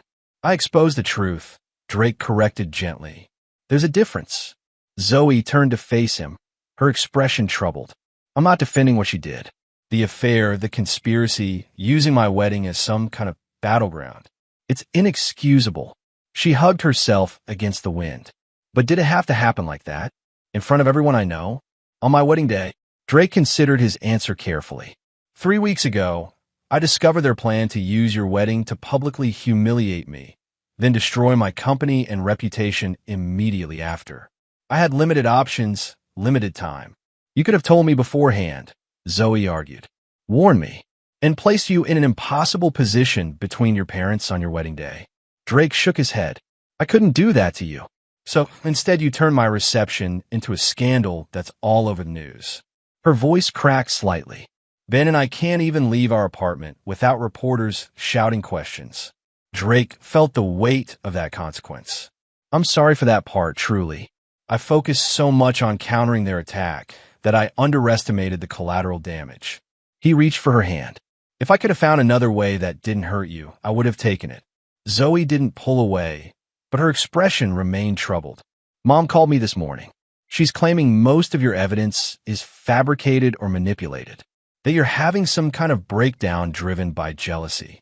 Drake laughed hollowly. "Of course she is. What did you tell her? That I need time? That I don't know what to believe?" Zoe met his gaze directly. "Tell me honestly, Dad, is everything you showed yesterday genuine, unaltered, the complete truth? Every recording, document, piece of evidence is authentic and contextually accurate," Drake confirmed. "Collected legally through licensed professionals. Verified by multiple sources. There was no manipulation, no fabrication." Zoe searched his face, then nodded slowly. "I believe you." The simple statement loosened something in Drake's chest, a tension he hadn't fully acknowledged until it released. "What happens now?" she asked. "With the business? With you and Mom? With everything? Legally, the divorce proceeds. Your mother will likely contest it despite the evidence, dragging things out." Drake gazed back toward the city skyline. Blackwood faces criminal charges for the financial crimes. Some of his assets may be frozen during investigation. "And your company?" "Continues. We've weathered worse storms." He squeezed her hand. "But none of that matters as much as you, Zoe. Whatever happens between your mother and me, you're still our daughter. I'll never ask you to choose sides or cut contact with her." Tears finally spilled on his Zoe's cheeks. "She used my wedding, Dad. She used me. How do I ever trust her again?" Drake pulled her into a hug, feeling her shoulders shake with silent sobs. "That's a question only you can answer, sweetheart. In your own time, in your own way." As they parted, Zoe wiped her eyes. "Ben and I are canceling the honeymoon. It's impossible now with the media attention, and I can't leave my patients for that long with everything so chaotic." "Don't do that," Drake said firmly. "Take your honeymoon. Start your marriage away from all this." "It's not that simple." "It can be." Drake pulled out his phone, typing a brief message. "I have a private property in northern Michigan, completely secluded, fully staffed. No address listed publicly. You and Ben can go there instead of Bali. Same time frame, just a different location." Hope flickered across Zoe's face. "You do that?" "Of course. The arrangements can be made within hours." He smiled slightly. "Consider it my real wedding gift." As they walked back toward the parking area, Zoe asked, "Where are you staying?" "Not at the house. Temporarily with Lyle. I'll find something more permanent soon." She nodded, processing this new reality. Her parents truly separated, lives diverging after decades together. "Will you be okay, Dad?" Drake considered the question with genuine reflection. The public humiliation had been averted, the business conspiracy exposed, the legal traps defused. But 25 years of his life had still ended, leaving wounds that victory couldn't completely heal. "I will be," he answered honestly. "Not immediately, but eventually." After Zoe left, Drake remained at Promontory Point, watching darkness gather over the lake. His phone buzzed. Stanley Goldman. Judge Carlton signed the emergency injunction, Stanley reported without preamble. Blackwood's assets are frozen pending investigation. His bail hearing is tomorrow morning. In the other matter, restraining order against Pamela has been filed. She can't enter any of your properties or offices. Can't contact you directly. Drake nodded, though Stanley couldn't see him. Good. What about Thornhill? Still missing, but his accounts show a large cash withdrawal yesterday morning. Airport security has him boarding a flight to Mexico City. Have our people there keep watching, Drake instructed. He'll surface eventually. After ending the call, Drake had one more conversation to make. He dialed Judge Porter's private number. Calloway. Porter answered crisply. I was expecting your call. I wanted to thank you. Drake said simply. Your intervention made a difference. Justice matters to me, Porter replied, as does family. Benjamin tells me Zoe is understandably shaken, but coping admirably. She's stronger than she knows, Drake agreed. How are you handling the professional implications? Porter's voice held grim satisfaction. I've formally recused myself from any matters involving Blackwood's companies, of course. But I've also filed a detailed ethics complaint regarding the attempted manipulation of judicial assignments. The chief judge is displeased with certain colleagues who were apparently influenced by Vivian Keller. The ripples spread wide, Drake observed. Indeed, Porter paused. For what it's worth, Calloway, you handled an impossible situation with more restraint than many would have shown. The evidence could have been far more damaging, far more personal. Drake thought of the explicit text messages and compromising photos he had chosen not to display. The deeply personal conversations he had kept private. Even in his righteous anger, he had maintained certain boundaries. Some things should remain private, he said simply. Even in war. A philosophy many would benefit from adopting, Porter noted. Good evening, Calloway. That night, as Drake reviewed business reports in Lyle's guest room, Charlotte sent a final update before retiring. Blackwood Development stock down 43% at close. 3 board members resigned. Major clients suspending contracts pending investigation. Pamela attempted to access vacation property in Harbor Springs. Access denied per security protocol. Judge Carlton has scheduled emergency hearing regarding evidence preservation tomorrow at 9 a.m. Our legal team fully prepared. The systematic dismantling of Blackwood's empire had begun. The consequences of targeting Drake Calloway were becoming painfully clear to everyone involved. Drake closed his laptop, allowing himself a moment of quiet satisfaction. He had countered their attack without becoming like them, without sacrificing his integrity or stooping to their level of personal cruelty. Justice, not mere revenge. As difficult as the path ahead remained, he had maintained that crucial distinction. Chapter 8. Counterstrikes. 3 days after the wedding, Chicago awakened to front-page headlines. Blackwood charged. Developer faces multiple felony counts. Society wedding scandal exposes corporate conspiracy. Calloway Construction stock rebounds as evidence confirms company was targeted. Drake reviewed the coverage from his newly established temporary office in a corporate apartment building owned by his company. The space was impersonal but functional, a blank slate unburdened by memories or emotional associations. Charlotte entered, carrying coffee and a thick folder. The PR team has analyzed all major coverage. Sentiment is shifting strongly in our favor as more details of Blackwood's fraudulent activities emerge. And the personal aspects? Drake asked, knowing that Chicago's gossip machine would be equally focused on the marriage implosion. Mixed but stabilizing. Initial shock at the public nature of the revelation is giving way to understanding of your position. Several prominent society figures have privately expressed support. She handed him the folder. These require your immediate attention. Client reassurance calls, project approvals, staffing adjustments to cover the gaps left by terminated employees. Drake nodded, scanning the documents. Schedule the calls for this afternoon. I'll review the project materials now.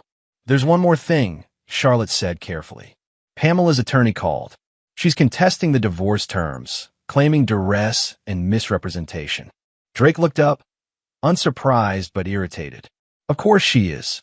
Forward everything to Stanley. No direct engagement from our side. After Charlotte left, Drake gazed out at the Chicago skyline, the architectural tapestry he had helped shape over decades of work. Some of his buildings gleamed in the morning light, solid testaments to his vision and persistence. Now, like those structures, he would need to rebuild his personal life from a new foundation. His phone rang. Miriam Sloan. "We've located Thornhill," the investigator reported without preamble. "He's in Puerto Vallarta, using a credit card under his mother's maiden name. Local contact has visual confirmation and is maintaining surveillance. Good work. Keep tracking him, but no contact yet. I have other plans for Mr. Thornhill." Drake's next call was to Judge Porter, who answered with his customary briskness. "The restraining order against your wife has been extended," Porter informed him, "and the evidence preservation order regarding Blackwood's financial records is being strictly enforced despite his legal team's objections. Thank you for the update. How's Ben handling the situation?" Porter's voice softened slightly.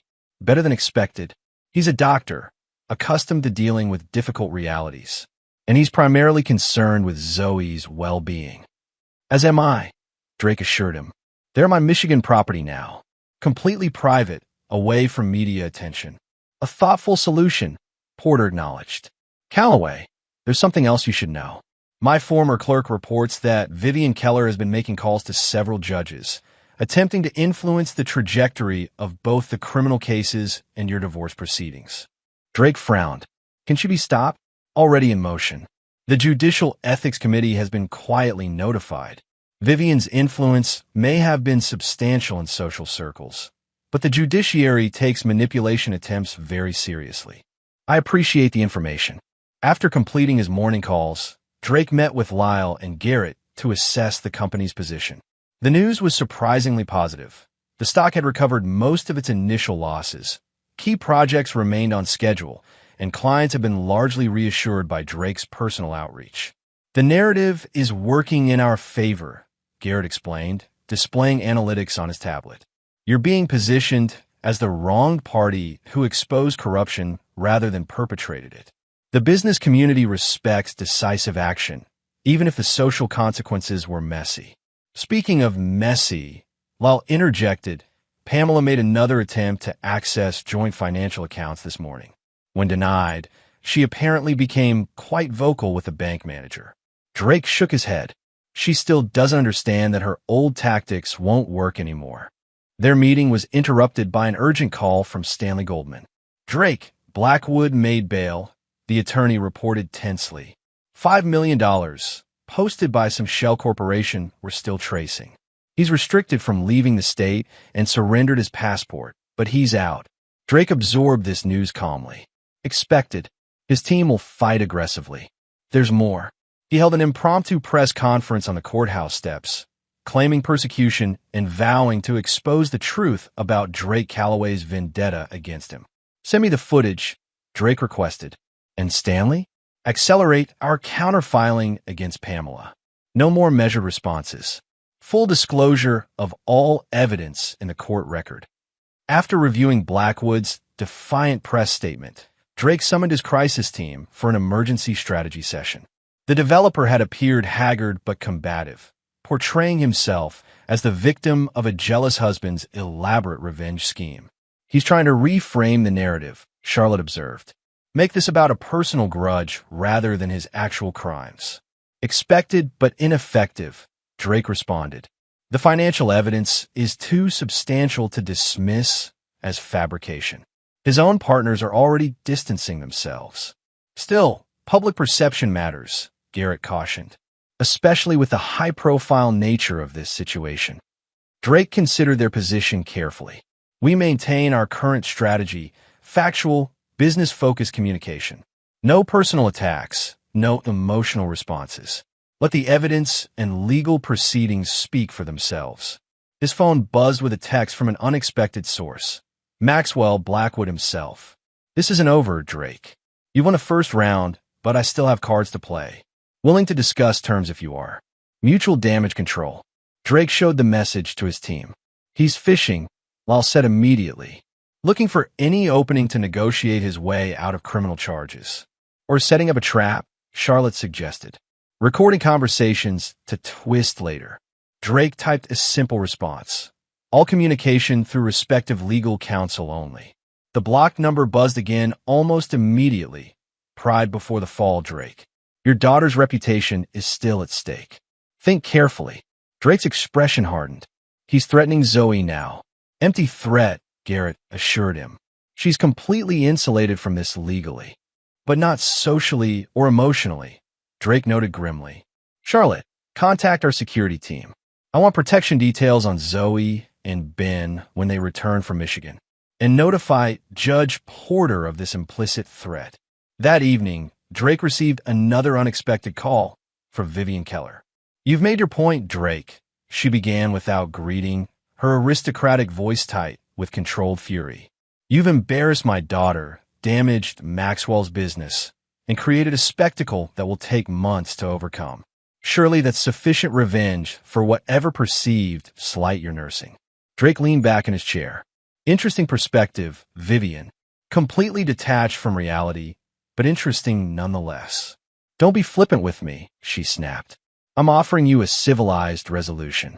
Withdraw the most damaging allegations. Agree to a quiet divorce settlement. And we can all move forward without further unpleasantness. The unpleasantness, as you call it, involves documented conspiracy, financial crimes, and the weaponization of my daughter's wedding. Drake replied coldly. Those aren't allegations. They're facts supported by extensive evidence. And they have consequences. Everyone makes mistakes, Drake. Even you. Some things aren't mistakes, Vivian. They're choices. Deliberate, calculated choices that reflect character. Drake's voice hardened. You and Pamela chose to try destroying me. You chose to use Zoe's wedding as your battlefield. You chose to align with a man who commits financial fraud as standard business practice. You self-righteous bastard. Vivian hissed, her composure finally cracking. You were never good enough for my daughter. Never part of our world, despite your money and your buildings. Always the contractor who got lucky, the outsider playing at belonging. And there it is, Drake said quietly. The truth behind 25 years of undermining and contempt. Thank you for the clarity, Vivian. This isn't over, she warned. You have no idea the influences I can bring to bear. Actually, I do. Your calls to certain judges have already been flagged by the Judicial Ethics Committee. Your foundation's relationship with Blackwood's companies is being scrutinized by regulatory authorities. Your social influence is rapidly diminishing as people distance themselves from a scandal. Drake paused. You should be more concerned with damage control than empty threats at this point. After ending the call, Drake found himself unexpectedly drained. The emotional toll of the past week was finally catching up to him. The end of his marriage, the public confrontation, the continuing battle to protect what he'd built. He poured himself a rare glass of scotch and stepped onto the apartment's balcony, gazing at the city lights. Chicago had been the canvas for his life's work, the place where he'd built something from nothing through sheer determination and vision. Now, it was also the backdrop for his most personal failure, a marriage that had deteriorated into betrayal and vindictiveness. His phone rang again. Zoe. Hey, sweetheart, he answered, his voice softening immediately. How's Michigan? Beautiful. Peaceful. She sounded calmer than during their last conversation. Thank you for arranging this, Dad. We needed the escape. Anything for you, Zoe. You know that. She was quiet for a moment. Mom's been calling repeatedly. When I finally answered, she wanted me to help convince you to be reasonable about the divorce settlement. Drake sighed. I'm sorry she's putting you in that position. You shouldn't be involved in our legal matters. That's what I told her. Zoe's voice strengthened. I said I wasn't taking sides, but I also wasn't going to be her messenger or negotiator. Good for you, Drake said, proud of her boundary setting. How did she take it? Not well. Lots of crying about how everyone's abandoning her when she needs support. Zoe paused. It was manipulative. I've never seen that side of her so clearly before. Drake remained silent, letting Zoe process this realization in her own way. Anyway, she continued after a moment, I also called because Ben and I decided to extend our stay here for another week. Is that okay? Of course. Stay as long as you need. And Dad? When we get back. She hesitated. I'd like to have dinner with you. Just us. To talk about everything more openly now that I've had time to process. Name a time and place, Drake promised. I'll be there. After their call ended, Drake received an update from Miriam. Thornhill had made contact with someone from Blackwood's organization in Puerto Vallarta. The surveillance photos showed them in intense conversation at a beachfront restaurant. Drake studied the images thoughtfully. Thornhill was a crucial loose end, someone with direct knowledge of both the materials theft and the manufactured evidence against Drake's company. His testimony could be damaging if Blackwood managed to manipulate or incentivize him properly. Time to reel him in, Drake murmured to himself, sending instructions to Miriam for the next phase. The following morning brought news that shifted the battlefield once again. The SEC had expanded its investigation into Blackwood development, freezing additional accounts and issuing subpoenas for records related to 7 major projects over the past 3 years. Simultaneously, 3 of Blackwood's board members publicly resigned, citing recently discovered irregularities in company operations. The carefully worded statements stopped short of directly implicating Blackwood himself, but the implication was clear: they were abandoning a sinking ship. Drake reviewed these developments with his team, noting the accelerating collapse of Blackwood's business empire. His stock is now down 67%, Garrett reported. Major lenders are calling in loans. Project partners are terminating contracts under moral hazard clauses. And Pamela? Drake asked. Charlotte consulted her tablet. Still at Vivian's estate, but increasingly isolated. Several social engagements canceled. Charity board positions temporarily suspended. Her social media accounts have been deactivated. Drake nodded, unsurprised. Chicago's elite were notoriously quick to distance themselves from scandal, regardless of long-standing relationships. Pamela, who had built her identity around social status and connections, would be feeling that rejection acutely. What's our next move? Lyle asked. Before Drake could answer, Stanley Goldman called with urgent news. Blackwood's attorney just contacted me, he reported. They're proposing a settlement meeting. Blackwood, his legal team, you and me. No prosecutors, no formal record. Drake considered this development. They're desperate. Absolutely, Stanley confirmed. The SEC investigation is expanding daily.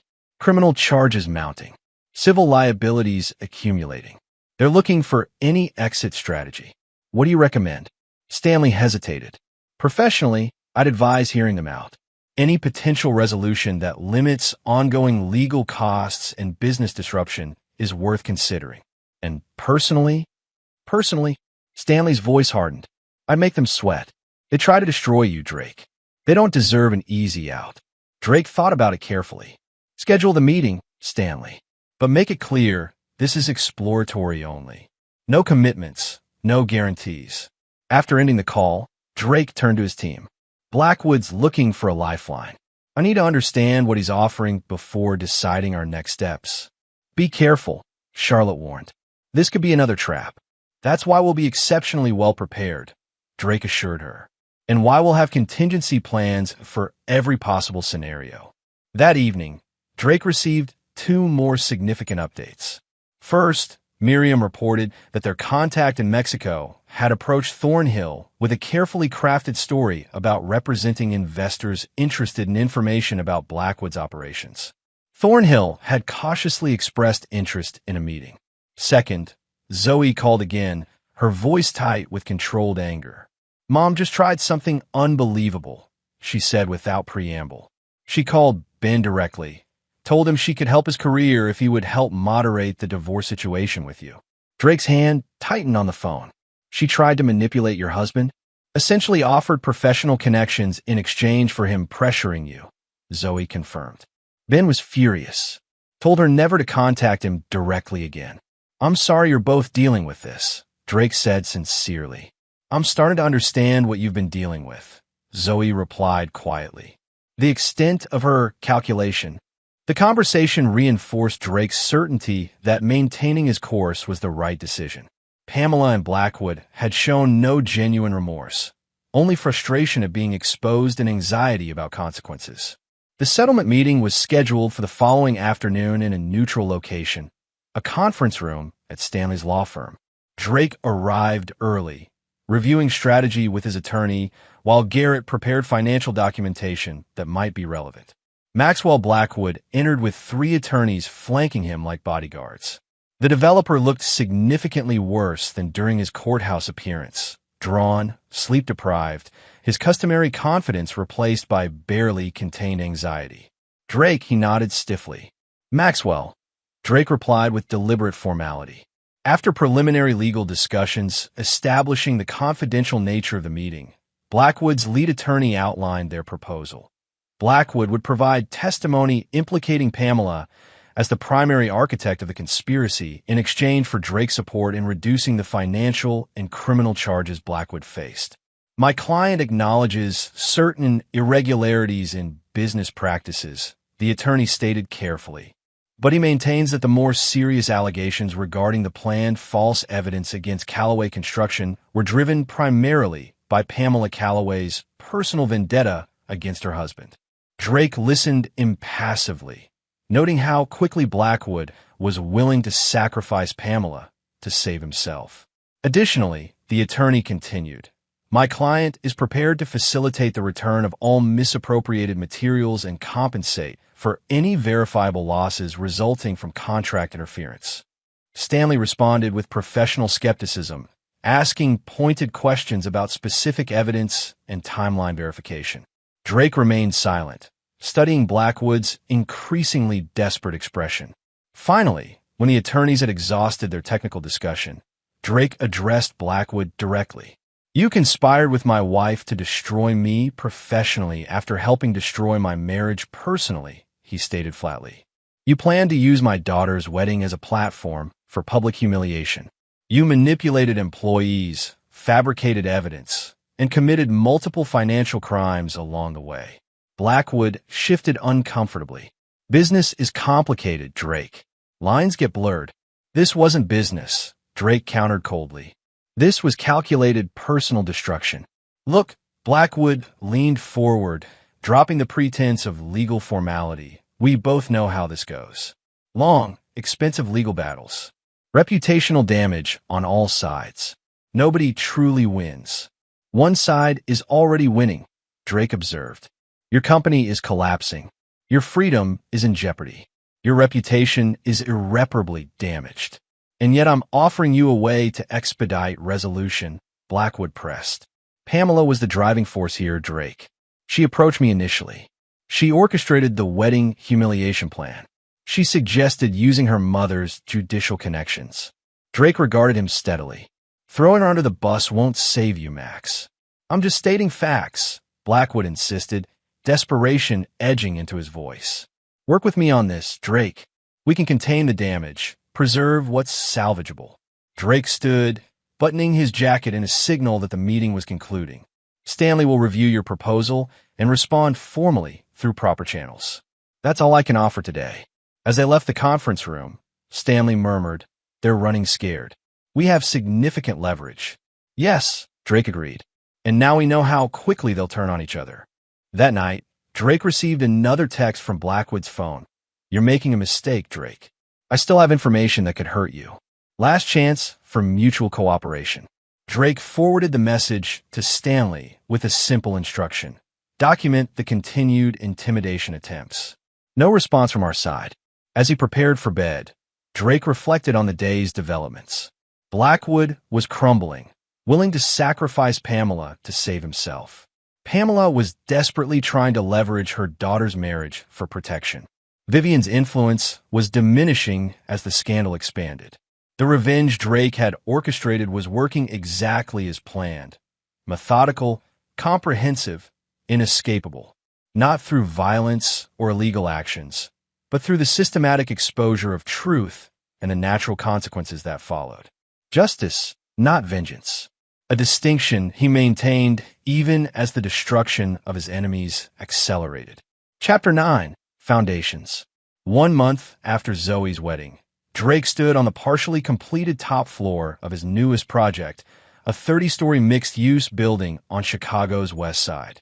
The structure was still skeletal, offering unobstructed views of the city in all directions. The autumn wind cut through his heavy coat, but Drake welcomed the physical discomfort as a counterpoint to the day's events. 6 hours earlier, he had sat in the back of a federal courtroom and watched Maxwell Blackwood plead guilty to 17 felony counts in exchange for a reduced sentence. The plea deal, 10 years in federal prison, forfeiture of significant assets, and permanent disbarment from certain business activities, represented a complete capitulation by the once prominent developer. Drake had maintained his composure throughout the proceedings, even when Blackwood briefly glanced back at him, a flash of hatred in his defeated eyes. The victory felt appropriate but hollow, justice served, but at the cost of so much collateral damage. Lyle joined him at the edge of the unfinished floor, handing him a steaming thermos cap of coffee. "Hell of a day," the older man commented. Drake nodded, sipping the bitter coffee. "One down. Thornhill next," Lyle confirmed. "Our people in Mexico confirmed he's agreed to meet the investors tomorrow. By this time next week, he'll be in custody and singing like a canary." Drake gazed at the Chicago skyline, the familiar architecture grounding him amid the chaos of recent weeks. "And Pamela's divorce countersuit? Dismissed this morning," Lyle reported with satisfaction. Judge threw it out after reviewing the complete evidence package. Called her claims frivolous and contradicted by substantial documentation. "Stanley says she's running out of legal options." "Good." Drake turned away from the edge, moving toward the temporary construction elevator. "What about the Richardson Block project?" "City's reopened bidding. We're favored now that Blackwood's out of the picture. Planning Commission meets next Tuesday." As they descended to street level, Drake contemplated the next phase of his life. The revenge had consumed him for months, planning, executing, managing the aftermath.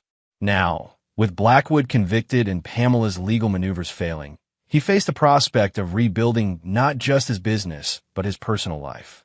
"Zoe's back from Michigan," Drake mentioned as they reached his car. "We're having dinner tonight." Lyle nodded approvingly. "Good. Family's what matters in the end." "What's left of it?" Drake replied, a rare hint of melancholy breaking through his composed exterior. That evening, Drake met Zoe at a small Italian restaurant in Lincoln Park, the same place where he had first warned her about the wedding complications months earlier. The symmetry wasn't lost on either of them as they settled into a quiet corner booth. "You look better," Zoe observed, studying her father's face. "Less haunted." Drake managed a small smile. "Closure helps. Blackwood's conviction, the company stabilizing. I saw the news about his plea deal." Zoe sipped her water. 10 years seems light considering what he tried to do. "The financial penalties are substantial," Drake explained. "His company dismantled, assets seized. The prison time is just one component." They ordered, falling into comfortable conversation about Zoe's work at the hospital and Ben's adjustment to their married life. It was only after their entrees arrived that Zoe broached the more difficult subject. "I met with Mom yesterday," she said carefully, watching her father's reaction. Drake's expression remained neutral. "How is she?" "Struggling. Grandma Vivian's social influence has basically evaporated. Most of their friends have distanced themselves." Zoe pushed pasta around her plate. "Mom's been dropped from 3 charity boards, and the country club is reviewing her membership status. The social consequences were inevitable," Drake observed without satisfaction. "She wanted me to ask if you'd consider a more generous settlement," Zoe continued. "Said she's facing financial hardship now that access to the joint accounts is permanently restricted." Drake set down his fork. "Zoe, I hope you told her." "I did," she interrupted firmly. "I told her I'm not getting involved in the divorce negotiations, that she needs to work through her attorney." Zoe met his gaze directly. "I'm not taking sides, Dad, but I'm also not becoming her messenger." Pride swelled in Drake's chest at his daughter's maturity. "Thank you. And for what it's worth, I'm not seeking to impoverish her. The settlement offer is fair, considerably more than most would offer given the circumstances." They finished dinner discussing more pleasant topics, Zoe's plans to specialize in pediatric surgery. The Michigan property she and Ben had fallen in love with Drake's latest building designs. As they parted outside the restaurant, Zoe hugged him tightly. "I'm proud of you, Dad," she whispered. "Not for what you did at the wedding, that's still complicated for me, but for how you've handled everything since. With dignity." Her words stayed with Drake as he returned to his temporary apartment, a balm to the lingering wounds of betrayal and public scandal. The next morning brought news from Miriam's team in Mexico. Vincent Thornhill had taken the bait, meeting with the supposed investors and providing detailed information about Blackwood's operations in exchange for promised financial backing for a new venture. What Thornhill didn't realize was that the entire conversation had been recorded, his admissions of materials theft, contract interference, and conspiracy meticulously documented. More importantly, the investors had convinced him to travel to Texas for a meeting with their principals, placing him back on U.S. soil where arrest warrants waited. "He'll be in custody by tomorrow evening," Miriam reported via encrypted call. "And based on the preliminary conversations, he's eager to cooperate in exchange for leniency." Drake absorbed this information with grim satisfaction. "Send me the complete recordings once he's in custody." "And Miriam?" "Excellent work. Just doing my job," she replied modestly. "Though I will say, this has been one of my more satisfying cases. They really did try to destroy you, Drake." "Tried and failed," he agreed. "Now they pay the price." By week's end, the news broke publicly. Vincent Thornhill arrested at Dallas International Airport, immediately providing damning testimony against both Maxwell Blackwood and Pamela Calloway in exchange for reduced charges.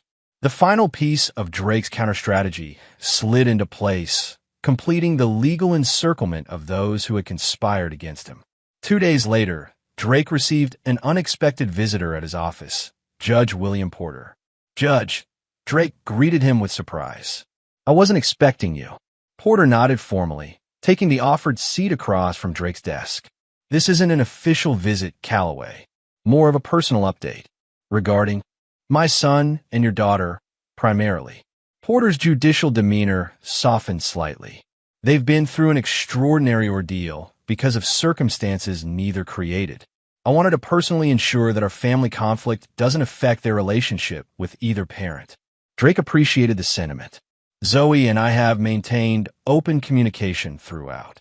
I've been careful not to place her in the middle, as have I with Benjamin," Porter assured him. "Which brings me to my second purpose." He hesitated. "Vivian Keller has been formally censured by the Judicial Ethics Committee. Her attempts to influence case assignments crossed serious lines." Drake raised an eyebrow. "I'm surprised you're sharing this with me." "It will be public information by tomorrow," Porter explained.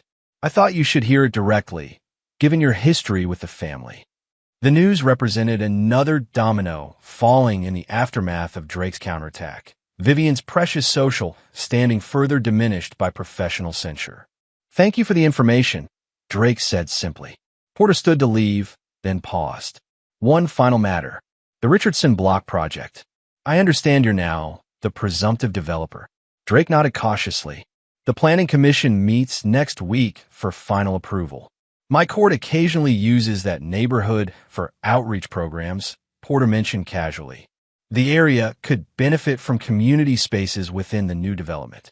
Something to consider in your final designs."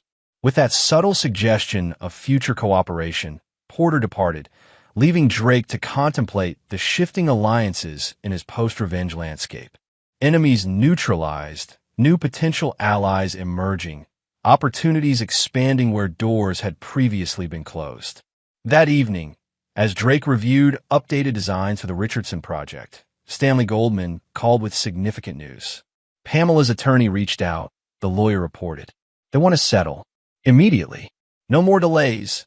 No more counterfilings." Drake set down his pen. "What changed?" "Thornhill's testimony hit her hard," Stanley explained. "And apparently some financial reality is setting in. Vivian's resources are more limited than anticipated, especially with the ethics censure affecting her standing." "What are they proposing?" "Acceptance of your original terms, with minor modifications regarding personal property division." Stanley sounded pleased. "It's a complete capitulation, Drake." more favorable than what we would likely get even with a sympathetic judge. Drake considered the offer, recognizing it as the effective end of his 25-year marriage. Not with the dramatic courtroom confrontation Pamela had initially threatened, but with a quiet legal surrender. Accept it, he decided. Let's end this chapter. 3 days later, Drake signed the final divorce papers in Stanley's office, officially terminating his marriage to Pamela Calloway. The process was anticlimactic. No dramatic confrontation, no final exchange of accusations. Just signatures on legal documents, efficiently executed and promptly filed. As Drake left the law office, he felt a strange lightness. Not happiness exactly, but the unburdening that comes with true closure. 25 years of shared history, concluded in black and white. The betrayal addressed, the conspiracy dismantled, justice served through legal means rather than personal vengeance. He walked through Millennium Park, watching families enjoy the early winter sunshine. For the first time in months, his thoughts turned fully toward the future rather than the painful recent past. New projects awaited. His company was stronger than ever, having weathered the conspiracy attempt and emerged with enhanced reputation for integrity. His relationship with Zoe was healing, strengthening through honest communication. Drake's phone buzzed with a text from Charlotte. Planning Commission unanimously approved Richardson Block project. Press conference tomorrow at 10 a.m. Another piece falling into place.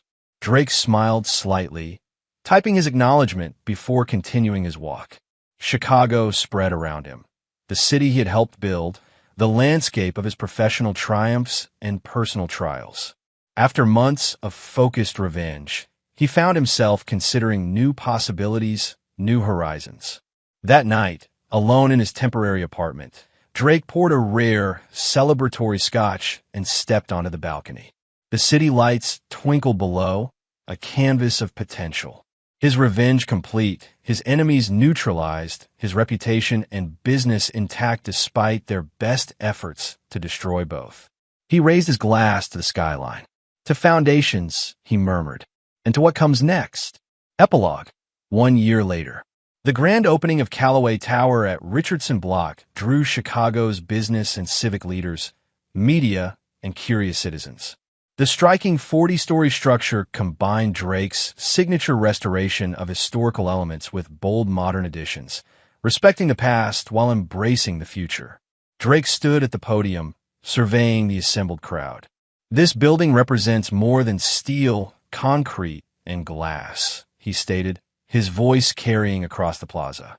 It represents resilience, adaptation, the ability to weather storms and emerge stronger. In the front row, Zoe and Ben applauded warmly. Their relationship with Drake had deepened over the past year, Sunday dinners becoming a regular tradition. Behind them, Judge Porter nodded approvingly. His suggested community spaces prominently featured in the building's lower levels, already scheduled for judicial outreach programs.